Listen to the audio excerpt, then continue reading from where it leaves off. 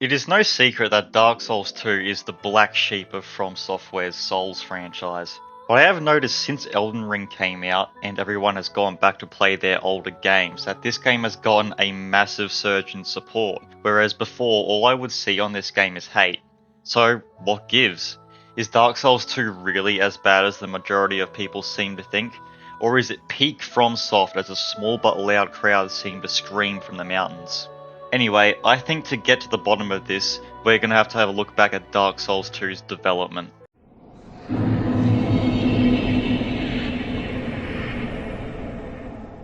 Dark Souls 2 began development in 2011 at the same time that Dark Souls 1's DLC, Artorias of the Abyss, was well underway, being directed by Hidetaka Miyazaki.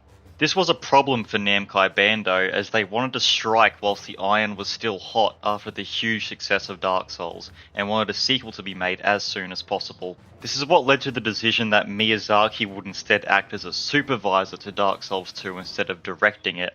This is where Tomohiro Shibuya comes in as the newly appointed director of Dark Souls 2. Now, in my research I've done, there is a lot of confusion about there being two directors working in tandem with each other.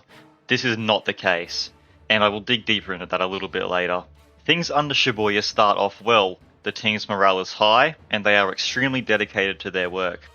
Now, Shibuya wanted to surpass Dark Souls 1 in every way he possibly could. The two things he was mainly focused on were the graphics and the scope of the game. Dark Souls 2 was going to be a prettier and bigger game with a main focus on the lighting and shadow effects, not just for graphical reasons but also narrative ones. Now, the main issue they had is that the engine they had used to run Dark Souls 1 could not handle these upgrades. If you thought that Dark Souls 1's Blighttown was bad, they were cooking up much worse. So there were two ways to fix this. FromSoft could either choose the easy way and start using and learning a new, already built engine, or they could build an entirely new one from scratch.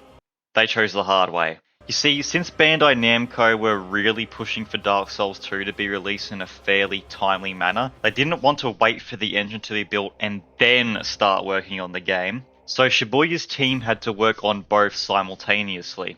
This was a very risky play, as if they did pull it off, they could have a really brilliant and exclusive engine.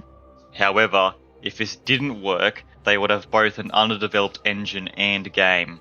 Halo fans know all too well where that road leads.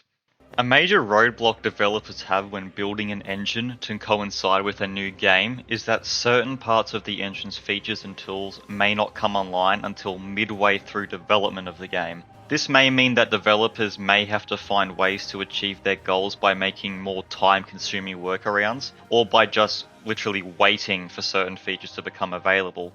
To put that in gamer terms, it's like playing an early access game that doesn't have the feature to pick up items yet. So until the pick up items update releases, you have to push items around with your body. Dark Souls 2 was also starting to become overly ambitious very, very quickly. I mean, they hadn't even built a smooth running engine yet, and there were talks about making the game open world and making the graphics photorealistic. Shibuya also wanted to add NPCs that were comical compared to the more depressive tone that Dark Souls and Demon Souls had set up for the series. And due to the game's scope getting bigger and bigger, that meant the engine that was still at this point unfinished had to become stronger and stronger. Yeah, that deadline that Bandai Namco wanted was looking more and more impossible by the day. All of this leads up to the Spike Video Game Awards in 2012, where Dark Souls 2 was officially announced to the public. Despite the game's announcement and then being a full year into production, very little forward progress had actually been made. This lack of progress was mainly caused by their new engine they were creating struggling to run on 360 and PS3 hardware, with having a stable frame rate being a major issue. But there had also been next to no work done for the game's content and art style.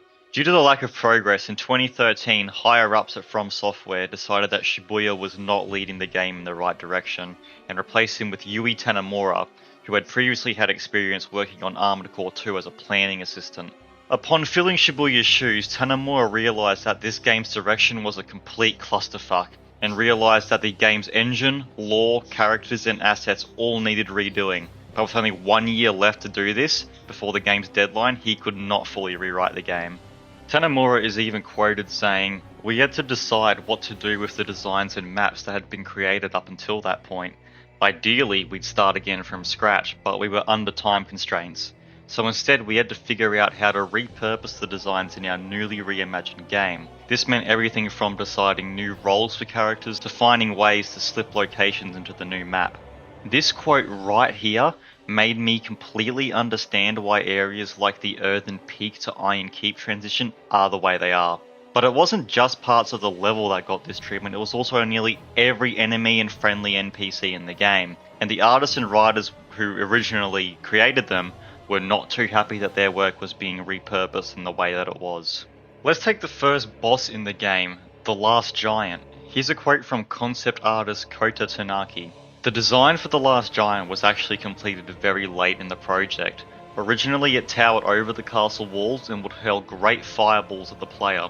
But as the project progressed, it decreased in stature and became a withered prisoner confined deep underground. It went through many changes, but eventually we settled for the design that you see in the game. On top of all of these changes to the NPCs and maps, there was also a very noticeable engine-wide downgrade." This leads us to 2014, not only the year for the big release of Dark Souls 2, but also the year of a company called Katakoa acquiring Bandai Namco and From Software, which meant that Dark Souls 2 selling well with fans was even more important. Dark Souls 2 did sell well, however the fan reception was very mixed, leaning more towards negative. The 3 subsequent DLCs reviewed more favourably, and Tanamura's team had a much better time making them as they were able to build them from the ground up, which is probably why they reviewed a lot better. In 2015, FromSoft released Dark Souls 2 Scholar of the First Sin, which was a light remaster of the game, which reviewed a lot better than the original release. However, there was a very fatal bug relating to durability and frame rate issues that went ignored by FromSoft for almost a full year, but is now fixed. Scholar of the First Sin is the version of the game I'm going to be reviewing in today's video. I'm not here to make an argument over which version of the game is better, as it seems to be pretty divisive online, and I have no intention at this stage to go back and play the original. Anyway, now that the history lesson is over and done with, let's start talking about the game itself, starting with the story.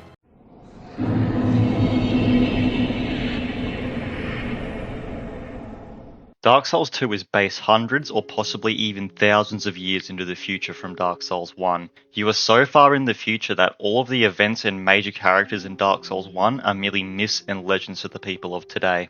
The race known as the Gods that Lord Gwyn ruled over are no more, and humans are running the show. The cycle of relighting the first flame to hoard off an ever-closing Age of Dark has happened hundreds of times since the events of the first game. You are an undead known as the Bearer of the Curse, who has come to the land of Drang Lake because there is word of a cure to the undead curse, and in searching for this cure, you find yourself in the midst of a power struggle with one side wanting you to relight the first flame, another wanting you to abandon it and take the throne, and a third that wants you to search for a new path entirely. Now, this is the part of the video where I show off my butt ugly character, but I didn't do that in this run because my fiancée wanted to customize my character. But for the sake of the joke, here's one I made 5 minutes ago. Everyone meet Janitas Waters.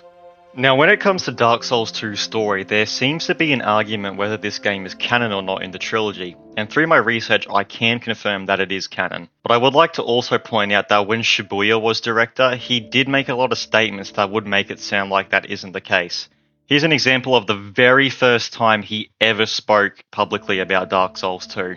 This new chapter in the Dark Souls saga presents opportunities for us to drive innovation in gameplay, design, and develop an entirely new story and expand the scope of the world. But anyway, now that that confusion is out of the way, what do I think of the story? Well, I actually think it's really good. I honestly don't understand why there is so much hate for this game's story online. Like, I do understand people wanted to see more lore about the gods from the first game, but this story decides to take a step away from that and see how humanity and the more common folk deal with the undead curse and the relighting of the first flame. A lot of the story does stray away from Dark Souls 1, but I was pleasantly surprised to see that in one of the DLCs, we also get to see the effects of the Chaos Flame has had on the world, as that was a very big part of Dark Souls 1's story. Alright, now is the part where I get to shit on the game a little bit. The gameplay.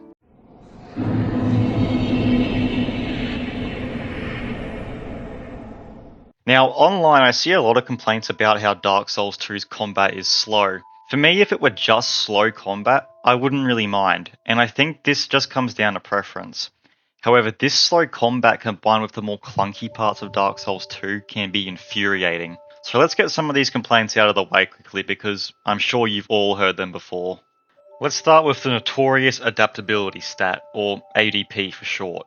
Now, I am a little on the fence about my opinions on this stat, as on one hand, I agree that having a stat directly tied to how many iframes you get when dodging and how fast you heal is really annoying artificial difficulty. However, I also agree that it really doesn't take that many levels to get iframes that are just as good as Dark Souls 1 mid-rolling. Another stat I hear a lot of complaints about is vitality. However, I do know Dark Souls 3 also brings back this stat, but I hear a lot more complaints about its implementation in Dark Souls 2. I think the reason for this actually is because of adaptability. If you're like me and want to have a good roll and be wearing medium armor, that means you have to level 2 of these stats. Now, I never really saw the point in splitting the endurance stat into a second stat like this, but I'm sure if they did it without adaptability, it would be much better. Also, why the fuck does my character drink their Estus flask so slowly? Okay, let's say in real life you're in this guy's shoes and you had a drink which seemed to heal all wounds no matter what somehow. I bet you'd be slurping that shit up faster than a hooker in their rush for the next client. Well, for whatever reason, this guy takes a sniff out of the bottle like it's a fine wine before he slowly and lavishly drinks it. Then he lets this liquid sit in his mouth so he can truly embrace its divine taste. And then, only after all that, he swallows it. Oh, and you can't walk whilst you're doing this, by the way. The movement in this game is also pretty bad. It's not game breaking or anything, but it feels more like you're driving a car rather than you're a human being walking around. There's plenty of videos explaining why this is on YouTube, but it does feel really awkward and clunky compared to the other Souls games. Bosses are also very underwhelming. Nearly all the ones in the base game are very average except for a few. The main ones in the DLCs are actually pretty good for the most part, but the optional ones can range from good to god awful. And whilst we're on the subject of bosses, some of these runbacks are absolutely atrocious. I've noticed that it's for some of the more average bosses too that have the hardest runbacks. Like, we're talking about one of those bosses where the only reason you die is because you didn't have enough heals, or they have one cheesy move that catches you off guard, but you can beat them on the second try. The runbacks for those bosses seem to be the worst in the entire game. Now, there are more bosses here than there were in the first game, but this is definitely a quantity over quality issue. However, despite my complaining, there are a couple of elements of this game I actually think should have stayed in future Souls games, and in fact one of these would eventually return in Elden Ring. Those being bonfire ascetics and soul vessels. Bonfire ascetics allow you to reset an area's bosses, but the trade-off for this is that the area's new game plus cycle goes up by 1, making enemies and bosses a little bit harder, but you also acquire more souls from killing them. The soul vessel is the item used to respec your character. Sound familiar, Elden Ring fans? Anyway, I wish that this feature was brought back for more FromSoft games, as especially in the earlier games, once you pick a weapon, you're kinda stuck with it throughout your whole playthrough, whereas with the option to respec your stats, you're able to experiment with multiple weapons and playstyles in just one playthrough. Overall, Dark Souls 2 is not a bad game. If I had to sum my experience with it up in one sentence, I'd probably say that it's like coming 4th place in an Olympic race. You're still one of the best in the world, but you just aren't quite good enough to get a medal. 6.5 out of 10. Anyway, that's the end of the video. Please like the video and subscribe to the channel, and remember friends, don't you dare go hollow.